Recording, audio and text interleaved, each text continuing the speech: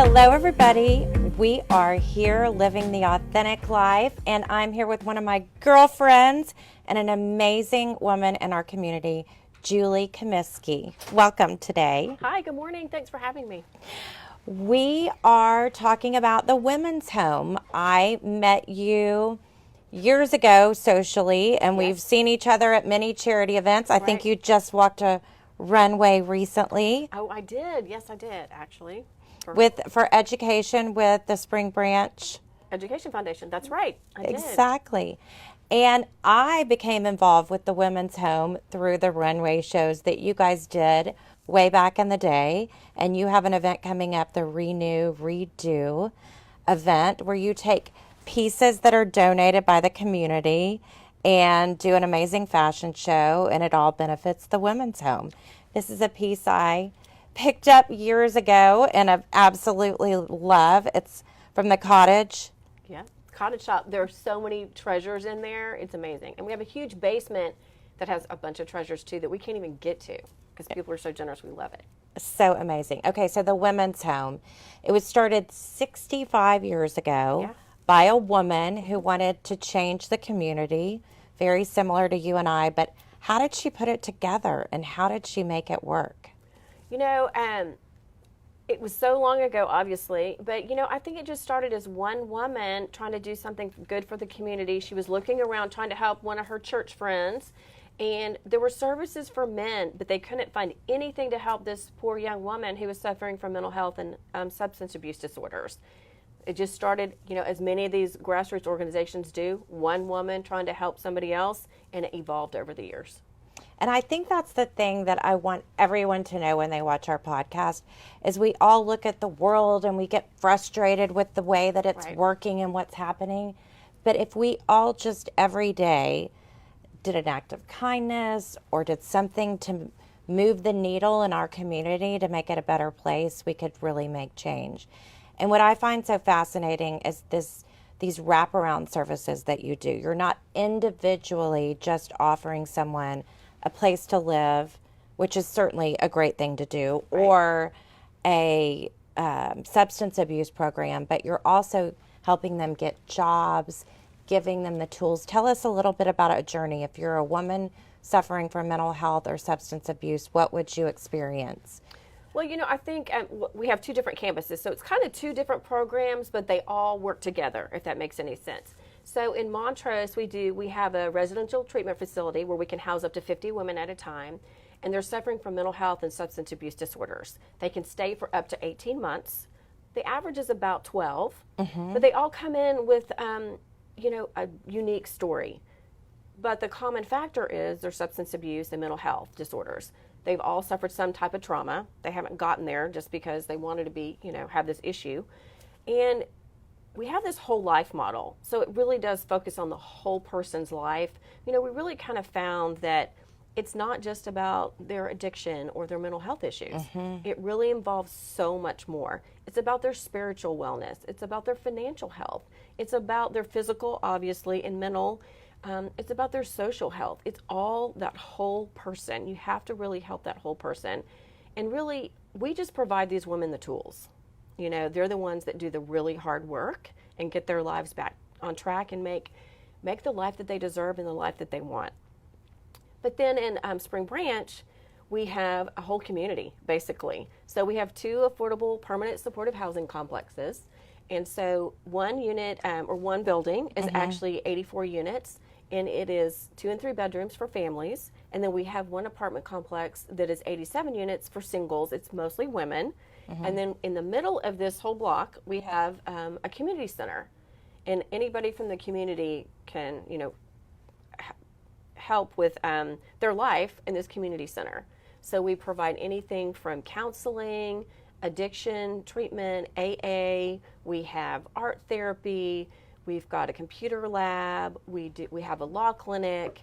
We've got all kinds of yoga. We have workforce development. There's just so many things going on in that community center. There's a federally qualified health center on site.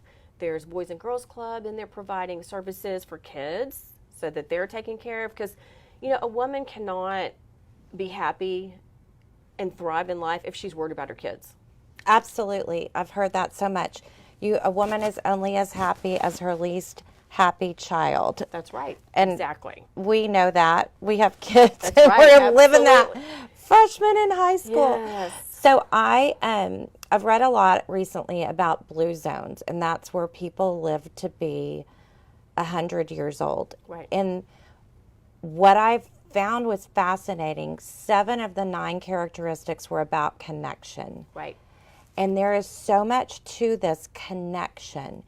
And what we have experienced in our lives is you grew up in Memorial, you've Right. been friends with people for years, you have a network of people that if something happened could be there for you. And Right. that's what I found with so many of these women at the women's home. They don't have the right tribe. They don't have people around them supporting them. They don't know someone to call and ask a favor to watch their kids. Because the other people in their life also might be not making the best choices for health and safety. So the power of this community is so significant. That's absolutely right. And, I love that you call that community, because that's exactly one of the other things that we really help provide. We have women coming out of our program, at least in Montrose, that say, I have never in my life had a community. And basically that's what they say. Many of them go on to actually live with some of the women they've met that they Yes. were, going through treatment with. The women over at the apartment complexes, same thing. They do activities together. They go grocery shopping together. But they haven't had that in their life. Or as you said, they may have not had, they may have had a community, but it may not have been a very safe community. It may not be a community that they want to go back to or they need to be around in order to have a safe and a life that they want to live. Well, and I think, too, we were talking about this in my Bible study this week. There's this thought out there that we shouldn't be judging everyone else, which I completely agree with, but there is a level of discernment. And when you're hanging out with people that aren't paying their bills or that are drinking and using drugs all day or being sexually active with a group of people, their health and safety is really at risk. So we're putting them in an environment that allows them to be with people that can help them discern that, because that is such a big part of their journey, is that tribe of people that are there to support them. And I think another big factor I love is the Daring Way, and how Ashley Brown Ruiz has been working with so many of the women there. Maybe you can share about that. Yeah, and so, Brene Brown came in many, many years ago and offered her program to our clients, which we're so grateful for. And then her sister she volunteers, and every Thursday she does a program through the Daring Way, Ashley Brown Ruiz. And all of our counselors and caseworkers are actually trained in the Daring Way program. So that is one facet of the program that all of the women going through the residential treatment get. And, it has just made a huge difference in many, many of their lives. Can you talk about some of the factors? I've read her book. I actually have this quote by Brene Brown. It says, authenticity is a collection of choices that we have to make every day. It's about the choice to show up and be real, the choice to be honest, the choice to let our true selves be seen. And I think that that's a big part of this community that you're creating, is that they can be vulnerable with each other, because that's a big part of her journey of being daring, is to be vulnerable with safe people. And, that's right, exactly. So many of the women, when they come in, have suffered such trauma. They have these walls built up, and they have not had that safe space. They've not, if they were vulnerable, it would have caused them all kinds of harm and pain. And so sometimes it takes them a long, long time, to get there. But it does. I mean, this program really does help them learn that, and honesty. Many of them have it's a huge one. We see that in the program. The counselors really, and therapists really have to work on that with the women, because it's scary. And, in their life, they have not had that safe space. And I think that's one of the biggest things, is that they're offered the safe space. And they have a group of women that are going through the same exact thing at the same time as they are, that allows them that safe space and the ability to be vulnerable, and that it's going to be okay. And nobody is judging them, and they're just trying to help them get through whatever issues that they are trying to work through. I think that's such a big part of connection I've found is you have to have trust and respect for one another to really connect. And that was something that was such a difficult thing, was connection during COVID because we couldn't be in person. Right. And we were talking before we started that your services aren't focused on women of domestic abuse, but so many of the women who are with you have suffered from some sort of trauma or domestic abuse. I think you said 86%? Yeah, about 86%. Yeah, and like I said, that's not our main focus. However, we do find women come to us, and there's a reason that they're, have come to us suffering from addiction or mental health disorders, and it's trauma. And most of them, or a lot of them, have suffered some type of abuse, whether it's physical abuse, mental abuse, sexual abuse, but at some point in their life, they have suffered some sort of abuse. It's so difficult to overcome. So tell us a little bit about some of your collaborations. You mentioned the Boys and Girls Club, which I really think that's an incredible way to get the kids involved too, because the kids, there's such a big issue with these kids feeling trust and connection to adults if their mother has had substance abuse, because so much of what I've read said that they're not able to really emotionally be there for their kids to count on them. Right. Yeah. Boys and Girls Clubs, we're so thrilled. We are so fortunate. We have a lot of great collaborations.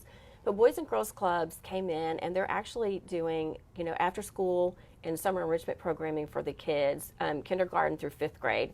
That's such a pivotal age, too. It is, It's such an important, all the ages are important, but that really is starting to help frame what they're going to look like in middle school and in high school and later in adulthood. And so, that's just been a godsend for us to be able to collaborate with them, because it is the kids, and they provide all kinds of... It's so much fun to be over at the Whole Life Service Center about 2:30, 3 o'clock in the afternoon. There's actually an elementary school right across the street, Treasure Forest Elementary, and the kids walk across, with the adults, of course, and that place just comes to life because all the kids are in there, and they're doing all kinds of activities, whether it's art therapy, whether it's, playing dodgeball, if it's, getting books read to them in the Barbara Bush Library that we just actually got to open in our Whole Life Service Center. So that's another collaboration that we have. We actually started to open that up right as COVID hit, so that we had to put a pause. And then late this summer, it actually opened up. It's great. So, yeah, there's just so much fun things, going on for the kids over at the Whole Life Service Center. So. And I love, I don't remember which campus this is. It might have been the Spring Branch. But all the apartments face to the middle, which was where the playground was. Yes. That feels safe to me, too, because you don't... If they're coming out of abusive situations, it's also the protection of the women and their kids in a safe space, which is a factor. Right, absolutely. Well, and that's the other thing that helps build community, too, with everything facing inward, whether... So at the family place, they have a playground, and that's where all the kids are, and they're playing. And then at Jane Cizik, there's beautiful gardens, there's a labyrinth. But it does really help focus on community. And, you see your neighbors walking to their apartments and, say hello. And it also helps that community be able to keep a lookout for each other. And so if someone's suffering and they know that, they can go to one of the case managers and say, hey, you might want to check on the Smith family, whatever it might be. I think there might be something going on. You might want to check on them. So the case managers can actually help them, if they are having food insecurity, if they need, we have some, emergency food pantries so that we can actually provide food if they're, suffering from that. If they need help finding a job, if they just need a little mental health counseling, we can help get them, set up with any of those things that they need. So tell me what Courage to Search, I'm not familiar with that, one of the collaborators.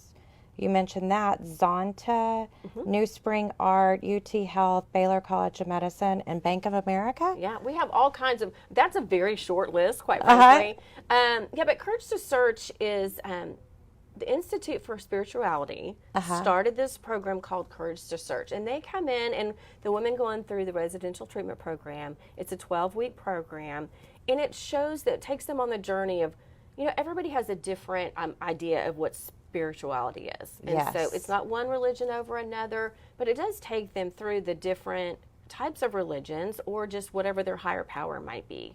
So they go on this journey of the different religions, and they actually get to go on tours of, the Rothko Chapel. They may go to a mosque. They may go to a synagogue. They go different churches. And at the very end, they get to see an opera, which is just so inspirational for them as well. Because there's such a, spirituality, like I say, is just different for everyone. It is. And that's a factor in the 12-step program. Right, exactly. Spirit is something bigger than yourself. That's right. And something more important than what you feel at the moment. Right. Which has just really had an effect. That's another part of Blue Zones, is the Blue Zone areas. There's a spirituality, a belief in a higher power. And there's even proof that if you attend church services, that you tend to live a longer life. That's interesting. I hadn't heard that. Yeah, so that's another thing. So let's talk about families. We talked about how some of the kids are able to build communities that strengthen women, support families as they reclaim their stability. Mm-hmm. I think oftentimes these kids are left behind, and I love what you said about the food too, because I went to an event yesterday with the food bank, and we were talking about how much COVID had changed, because sometimes these kids, if they're not in a home like this, that was the only time they ate in a day, was at school. And then with school being closed, many times many of them weren't able to eat. And I think a lot of the food banks are really low and struggling. Right. We, like I said, we do offer food. We have, food banks on both of our apartment complexes. We offer food a lot of the times at the Whole Life Service Center. We'll just have food brought in and that's been donated. We'll have food drives and things of that nature.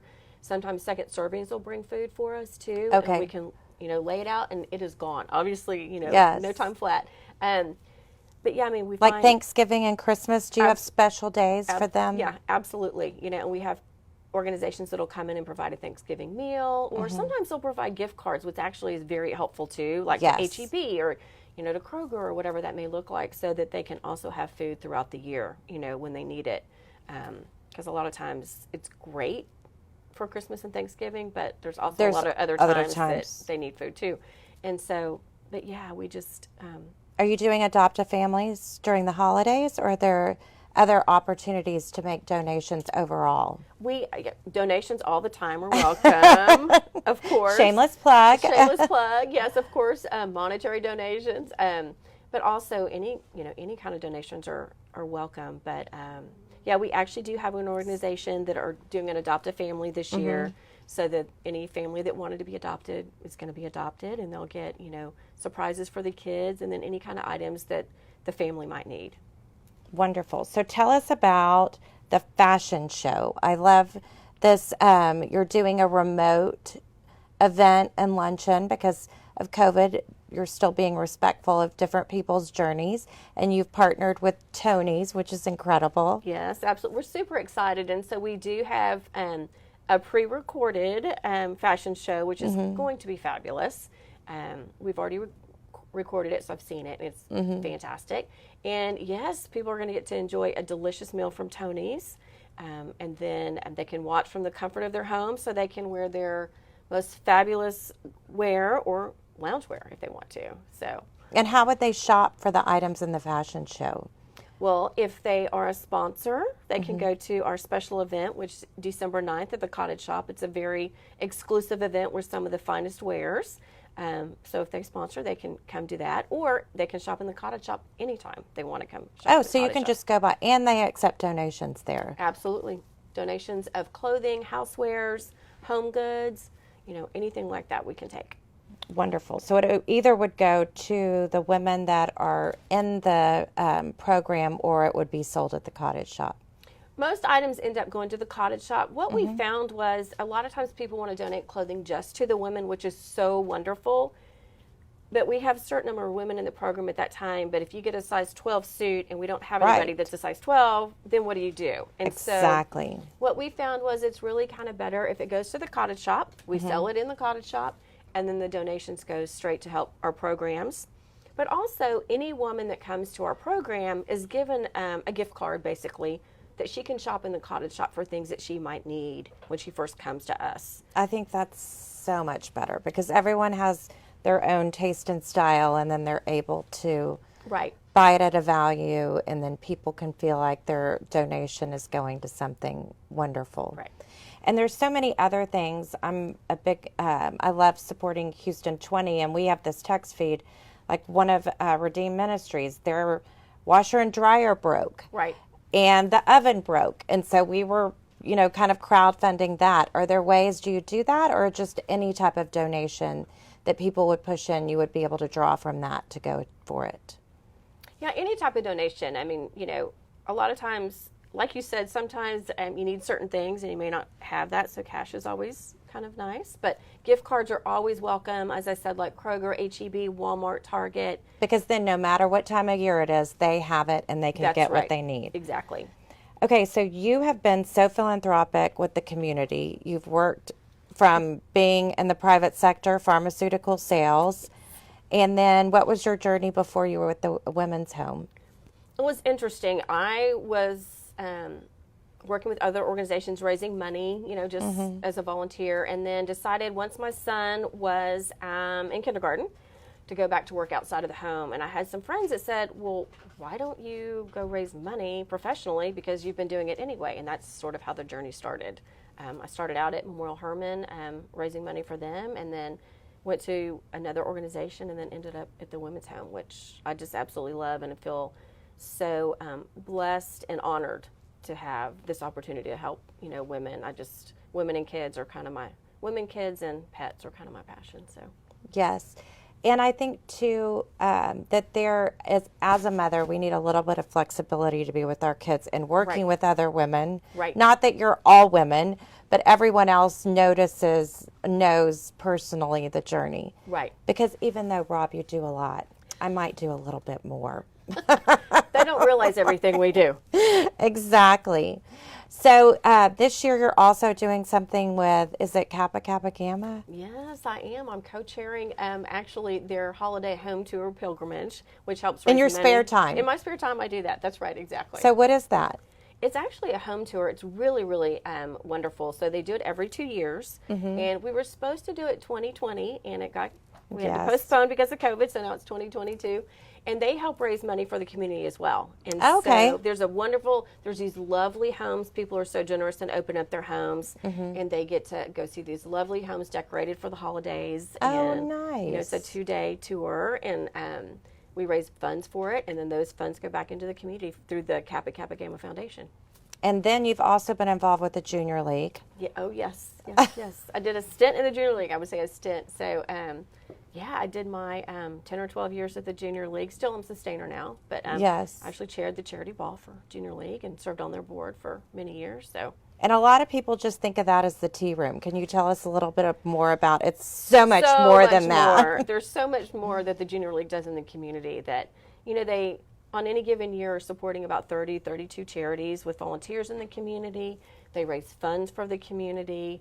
I mean, it's just, and they have trained volunteers, which is, that's a huge, huge opportunity for not only the different nonprofits in Houston, but it's also such a great training ground for the women that are coming in to the organization. It really is a training ground, and has taught so many women skills that they might not have otherwise learned to go out into the community after they've become sustainers and go and do other wonderful things in the community. It is. And tell us a little bit about your, so you're able to figure out how to go back into the workforce. Because I talk to so many women, they're like, oh my God, how did you build a business?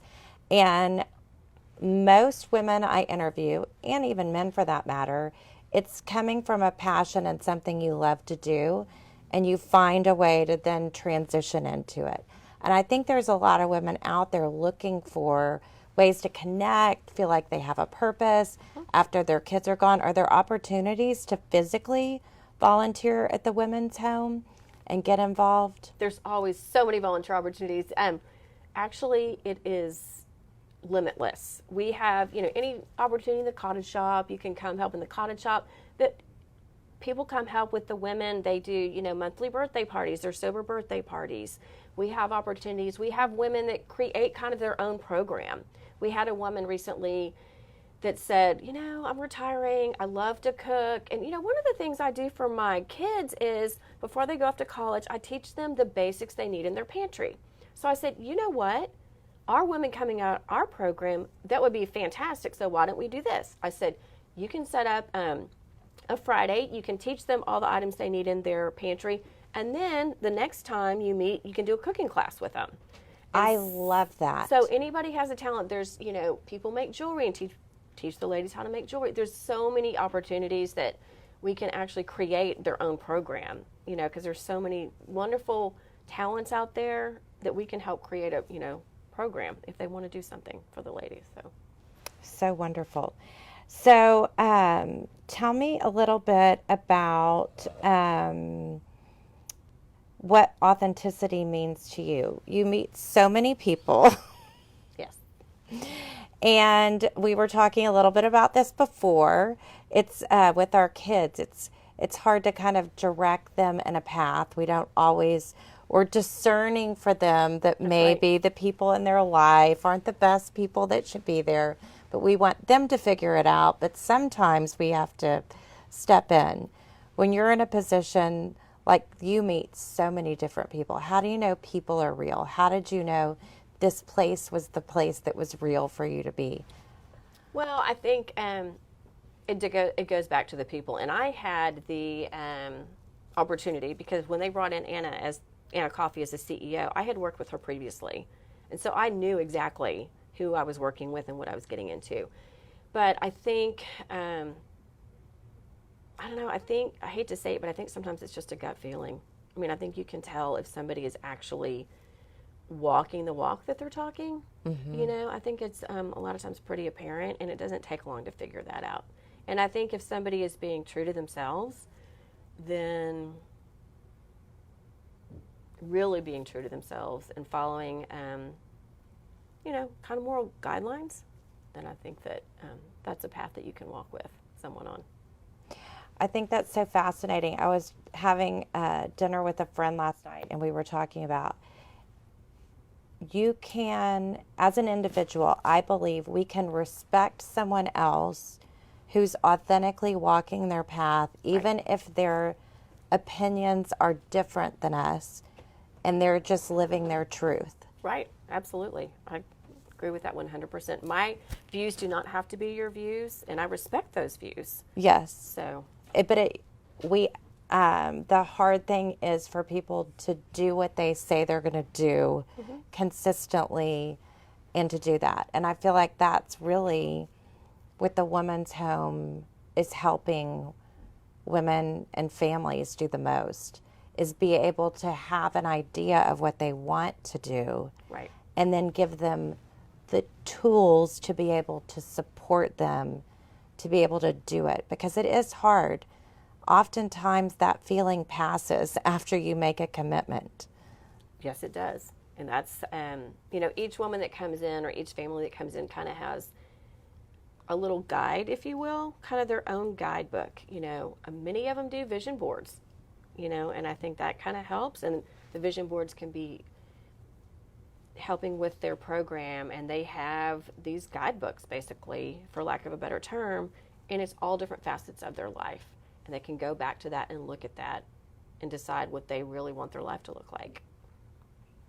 And I think it's so true of women, even if they don't have addiction issues, of coming to this place. People will say to me, "Oh, I like your hair," or, "Oh, I like your face looks great. Are you doing facials?" And I'm like, actually, it's more about my whole life that I'm looking at. It's about taking time to walk. It's about listening to podcasts. It's about strengthening my faith journey. It's about forgiving people in my life. That it's not a solitary thing. And as much as I like to say, buying a handbag is going to make your life better. That's right, always. It will, just a little bit better. It is so multiple things that go into it. Right. And I think those things are different for every person, too. And they change. And absolutely, they changed. I think mine has changed as I've gotten older, and some of the things I've learned from, a long time ago, totally changed. Like a 180, not 180, but it's changed a lot. I just don't care as much. I'm old. I don't care as much what other people are worried about. But I think there's that too. Once you get to a place that you're so certain of your purpose, if someone else doesn't align with that purpose, it's okay. Absolutely okay. Everybody has Even if they're your father or they're your husband or there's someone or your boss. Right. You can say that's your opinion, but I know I'm living out what I'm doing, and I think there's so much confidence in that. Well, thank you for joining us today. I really am so passionate about the work you guys are doing. It's changing our community, and it's helping kids grow up in a safer place by saving their moms from the pain that they go through. Mm-hmm. Well, thank you for having me. I've enjoyed it. Thanks so much for all you do for the community, too. So they can still sign up online to get involved with the Renew Redo? Absolutely. TheWomen'sHome.org. Go to donate.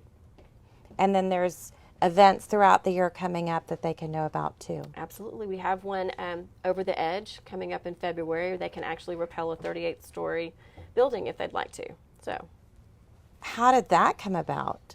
Oh, we just decided why not? It was the first time we did it was last year, and we figured it was COVID. We're going to try something new. We're going to shake it up a little bit, and we did, and it was a great success, and people loved it because it was different. So outside the box. Yes. All right. Thank you so much, Julie.